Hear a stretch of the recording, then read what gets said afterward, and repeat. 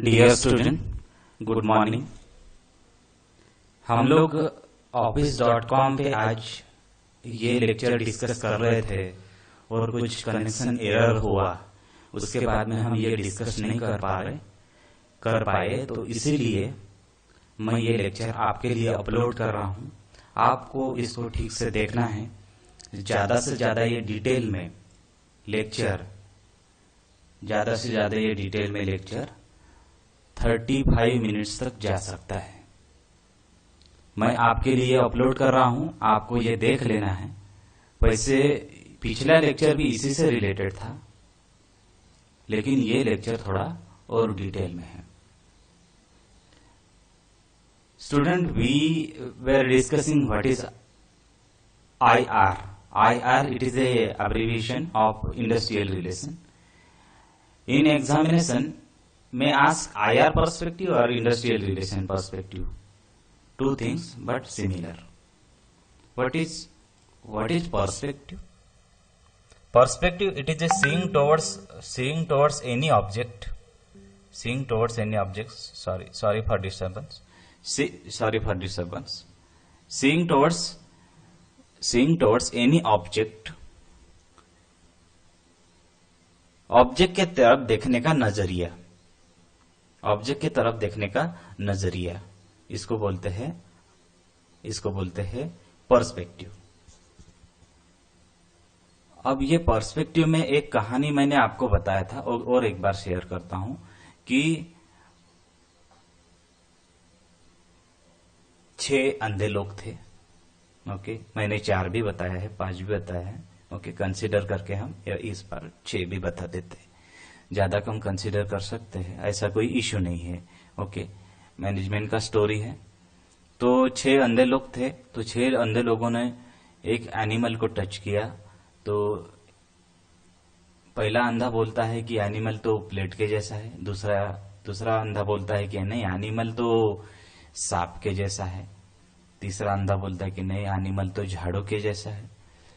चौथा अंधा बोलता है कि नहीं, एनिमल तो टंकी के जैसा है। 5वां अंधा बोलता है कि नहीं, एनिमल तो तलवार के जैसा है। और 6ठा अंधा बोलता है कि नहीं, एनिमल तो धरती के जैसा है, फर्श के जैसा है।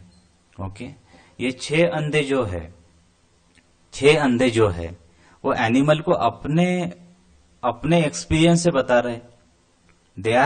they are explaining about animal according to their experience. They are right. उनका सही है, वो गलत नहीं है।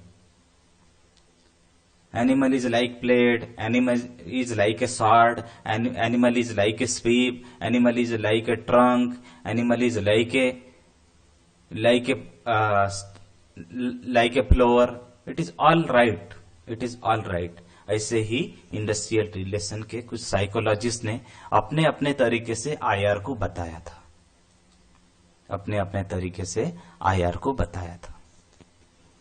तो किसी ने कुछ बता दिया, लेकिन सही तो तीनों भी है। All are right. Even unitary perspective is right, pluralistic perspective is right, and Marxist perspective is also right.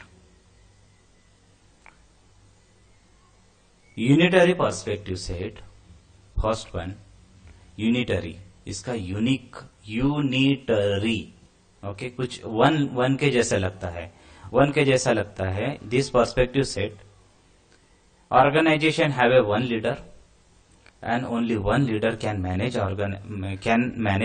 industrial relation. Only one leader can manage industrial relation. Only one leader can manage a human emotion. And it is possible due to mutual cooperation between employees. Mutual cooperation होगा तो one leader संभाल सकेगा, ऐसा इसका बोलना है unitary perspective का। अब ये म्यूचुअल कोऑपरेशन तो ठीक है, लेकिन साथ में इंडिविजुअल का वैल्यू भी होना चाहिए। मतलब हर एक आदमी का अपना अपना रिस्पेक्ट होना चाहिए।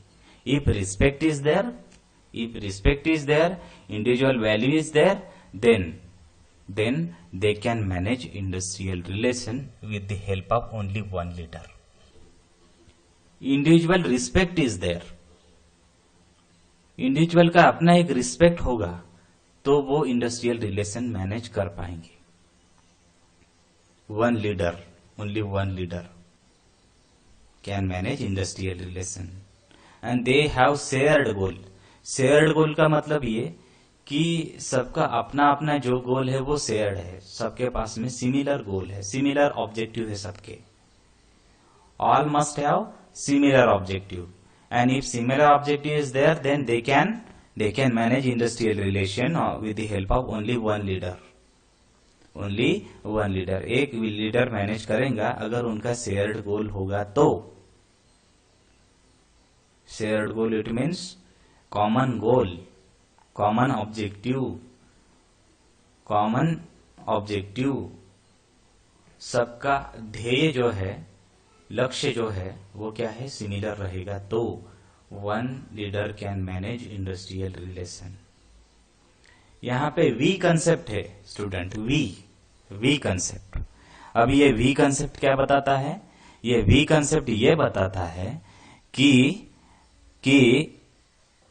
यहां पे आई नाम का कोई कंसेप्ट नहीं है.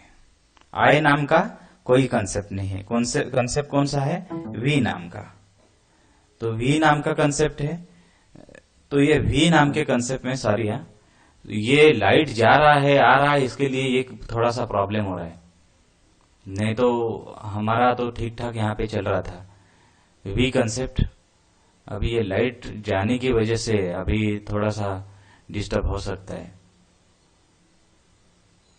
आपको क्या दिखाई दे रहा है क्या दिखाई नहीं दे रहा है पता नहीं, लेकिन थोड़ा बहुत प्रॉब्लम हो सकता है.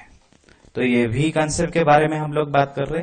तो आई कंसेप्ट में क्या होता है कि इंडिविजुअल का अपना एक वैल्यू होता है, और वी कंसेप्ट में क्या होता है? वी कंसेप्ट में सब मिलके ग्रुप का कंसेप्ट है वी.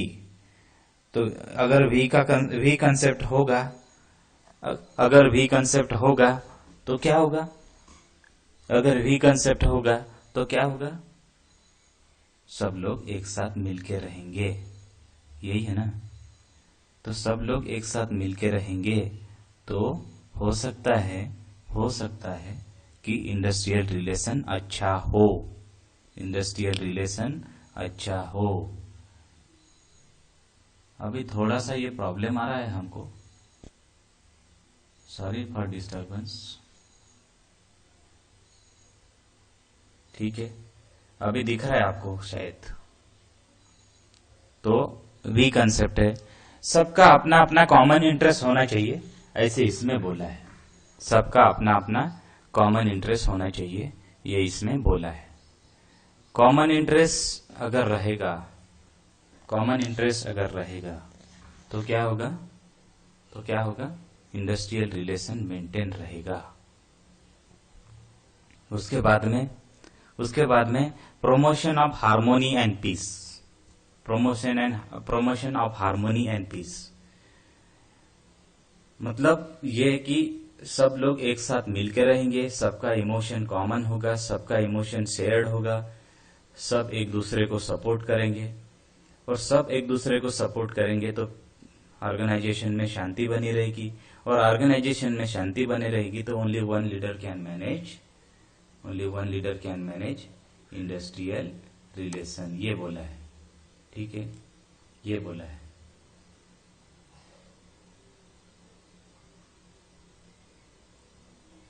तो इस तरह से ये यूनिटरी पर्सपेक्टिव का अपना एक कंसेप्ट है.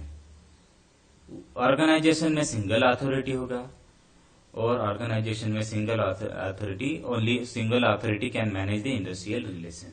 And rational view is there.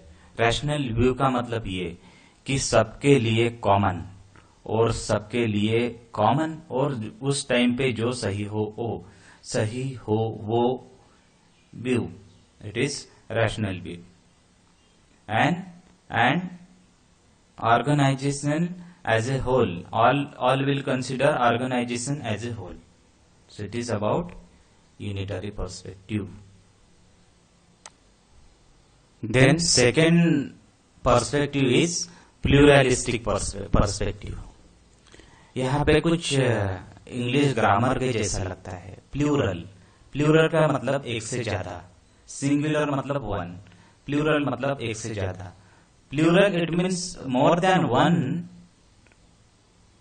This perspective said there is a more than one leader in the organization, and there should be more than one leader in the organization. They can manage industrial relation. Only one leader cannot manage industrial relation. It is the view of pluralistic perspective.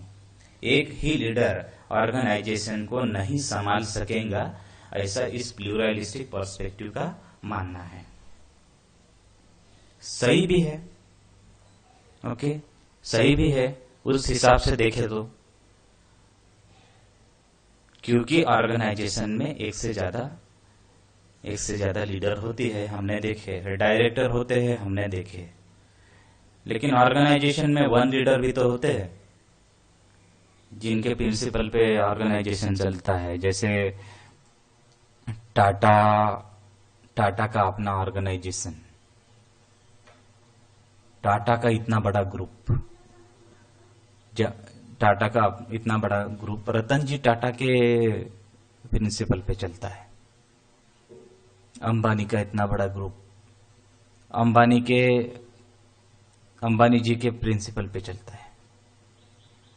तो unitary भी तो हो सकते हैं organisation. Unitary is also right and pluralistic is also right, no doubt. So there is more than one leader. There should be more than one leader for managing industrial relation. It is the view of pluralistic perspective. एक से ज्यादा लोग organisation में हो गए, if more than one person, one leader is there, then एक से ज्यादा लोग होंगे, एक से ज्यादा लीडर होंगे, तो कभी कभी क्या होगा, कॉन्फ्लिक्ट भी होगा. Conflict will arise. दो लीडर में कॉन्फ्लिक्ट होगा, दो लीडर में क्वारल होगा, दो लीडर में डिस्प्यूट होगा. So conflict will arise. Conflict will arise in between two leaders, and due to that conflict,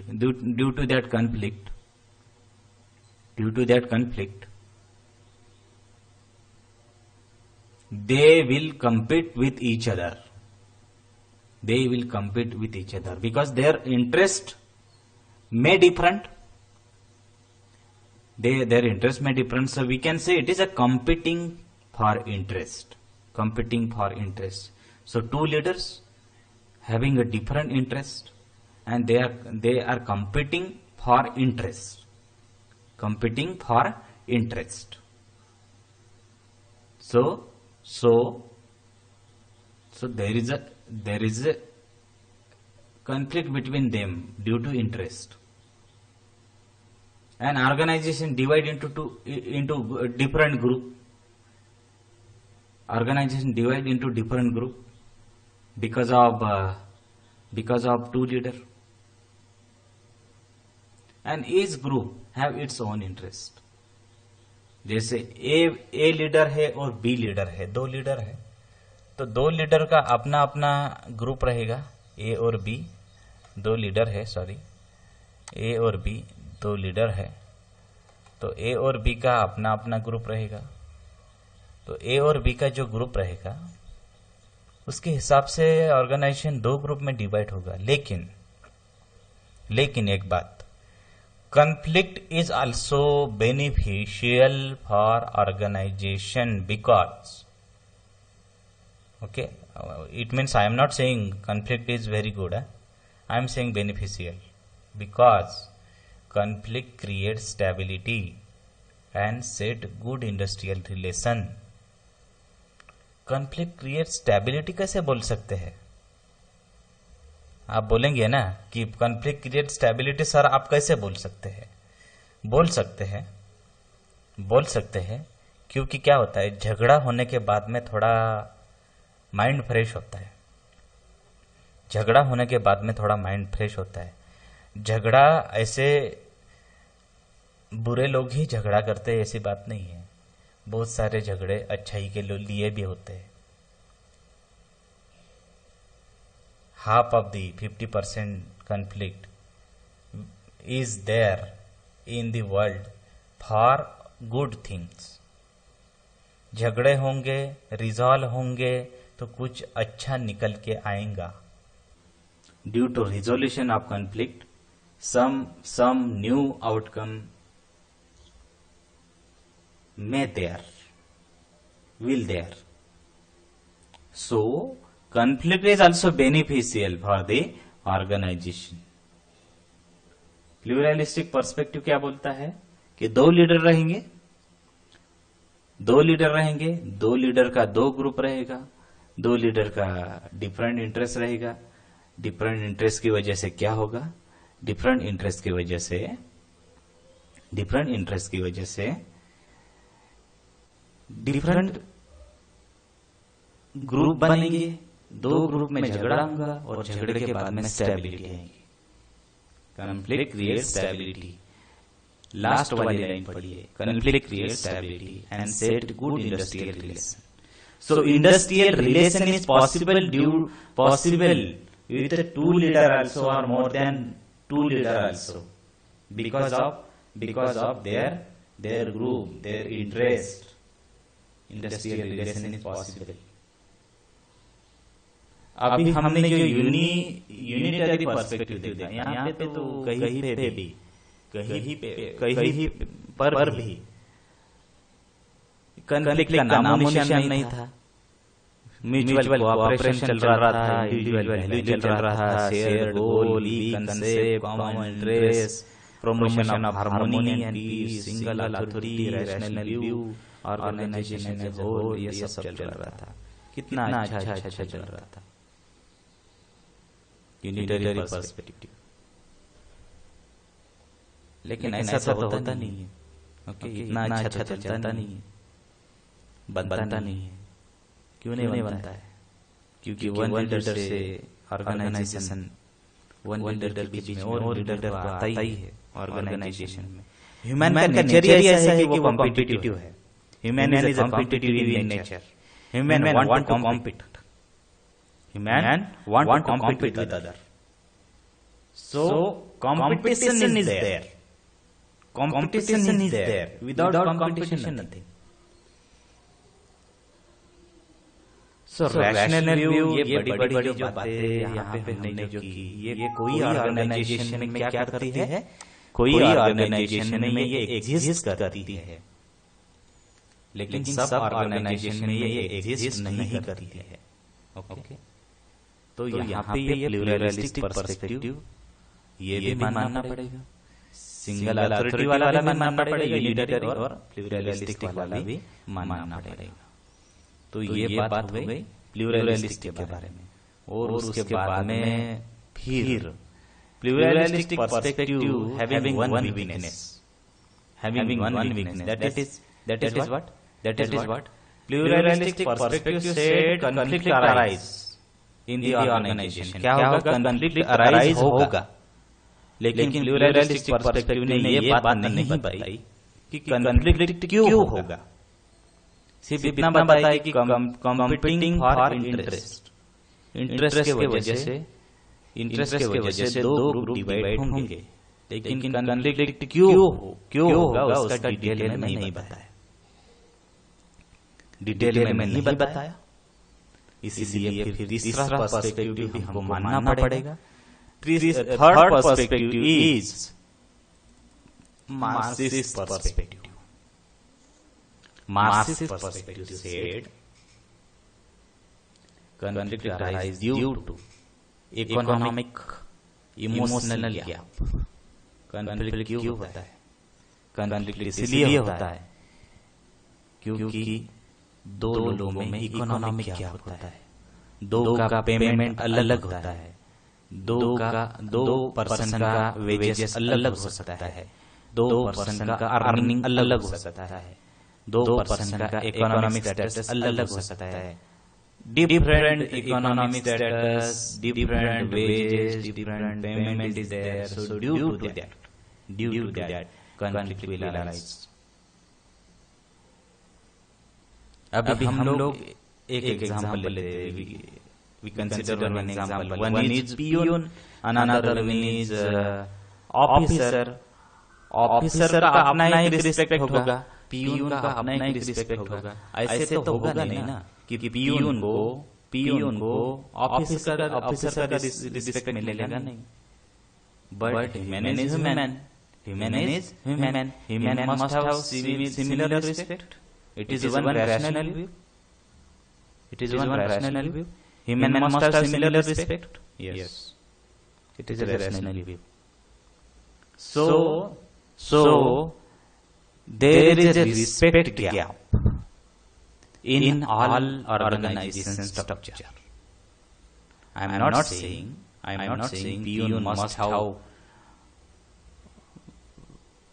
extreme respect. I am saying peon must have in respect, not extreme respect. So due to respect gap, emotional gap is there, and emotional gap is there, so conflict will arise. उनको लगता है कि मुझे तो respect मिलता नहीं और मुझे रिस्पेक्ट मिलता नहीं, तो मैं झगड़ा करता हूँ. And there is a many reason, personal reason, psychological reason. इंसान तो अपने आप से झगड़ा करता है. इंसान क्या करता है? अपने आप से झगड़ा करता है. उसको यही पता नहीं होता कि वो झगड़ा क्यों कर रहा है. Human is a complex in nature. It can hide with its own self, and don't know the reason. ये बहुत बड़ी बात होगी. इंसान झगड़ा करता है और उसको ही पता नहीं कि वो झगड़ा क्यों कर रहा है. ये बहुत बड़ी बात हो गई. ओके, लेकिन ये होता है. तो conflict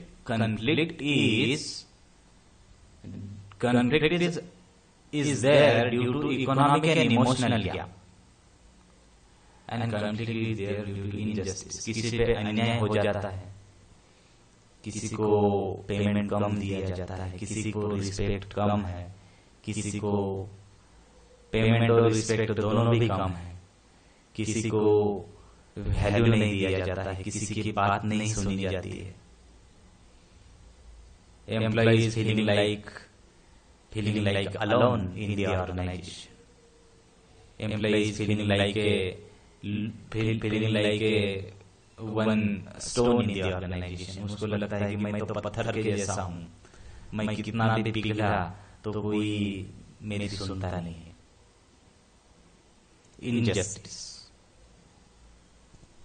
So conflict will arise in the organization. और तूफान तो आएगा. हमने पिछले लेक्चर में डिस्कस किया था. conflict is inevitable. Inevitable का मतलब होता है unavoidable, not avoidable. conflict is inevitable. वो तो आएगी, कैसे भी करके आएगी. conflict will arise.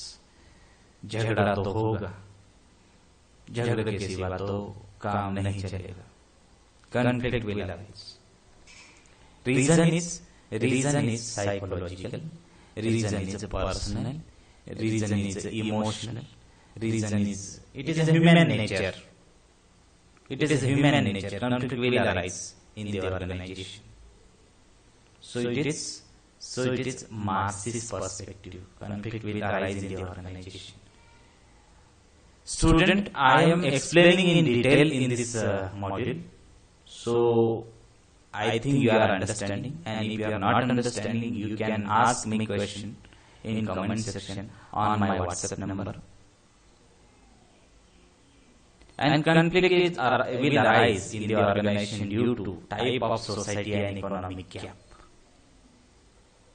सोसाइटी का अपना अपना टाइप है, सोसाइटी का अपना अपना इकोनॉमिक कंडीशन है. Due to that conflict will arise in the organization.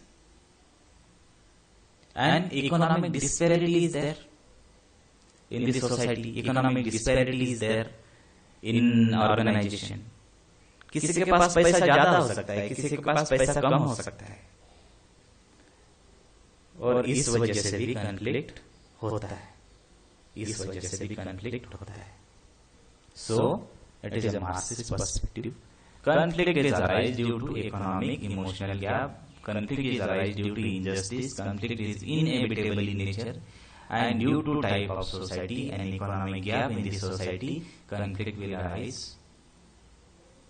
And economic disparity can create conflict. Balance कर रहा है ये. इंडस्ट्रियल रिलेशन को मेंटेन करने के लिए इकोनॉमिक गैप कम करना पड़ेगा, इमोशनल गैप कम करना पड़ेगा. There should be less injustice, there should be minimum conflict, there should be less economic gap in the society, and there should be less economic disparity in the society. ये balance कर रहा है, इसलिए इसको radical approach बोला है. This approach is, this perspective is balancing, so it is called radical approach. In another language it is called Marxist approach, Marxist perspective, because it is given by Karl Marx. Karl Marx ने ये theory दिया था, इसलिए इसको Marxist approach भी बोला जाता है. तो स्टूडेंट, ये तीनों अप्रोच हमने इस मॉड्यूल में डिस्कस किए हैं. तो ये मॉड्यूल ऑलमोस्ट अभी 27 मिनट का बन गया है, तो इसको आपको ठीक से देख लेना है. वैसे आप बोलेंगे तो हम इसको नेक्स्ट लेक्चर में इसको फिर से डिस्कस कर लेंगे. वैसे पिछले लेक्चर में हमने आपको डिस्कस डिटेल में इसको भी समझाया है और फिर से समझाया है, तो ऑलमोस्ट आपको ये समझ में आ गया होगा. So thank you for your kind attention. Thank you very much.